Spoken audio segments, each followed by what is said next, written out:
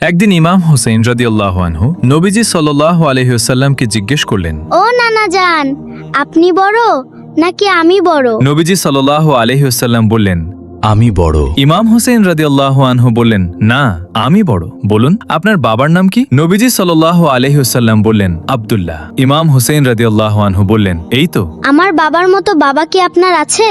আমার বাবা হলেন আসাদুল্লাহ, সমস্ত কাফিরদের জন্য সিংহস্বরূপ। এদিকে নবীজি সাল্লাল্লাহু আলাইহি ওয়াসাল্লাম স্তব্ধ হয়ে বাচ্চাটির কথা ভাবছেন। তখন আবার জিজ্ঞেস করলেন, এখন বলুন, আপনার মায়ের নাম কি? নবীজি সাল্লাল্লাহু আলাইহি ওয়াসাল্লাম বললেন, আমিনা। হযরত হুসেন রাদিয়াল্লাহু আনহু বললেন, আমার মায়ের মতো মা কি আপনার আছে? আমার মা হলেন জান্নাতের সমস্ত নারীদের সর্দারিনী হযরত ফাতিমা রাদিয়াল্লাহু আনহা। তারপর জিজ্ঞেস করলেন, এখন বলুন, আপনার নানার নাম কি? নবীজি সাল্লাল্লাহু আলাইহি ওয়াসাল্লাম বললেন, আপনার আঙ্গুলটা কি সত্যি পচে যাবে আমার এই পবিত্র কোরআনকে একটা লাইক, একটা কমেন্ট আর একটা শেয়ার করলে?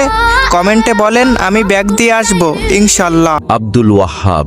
আপনি কি আমার নানার মতো নানা পেয়েছেন?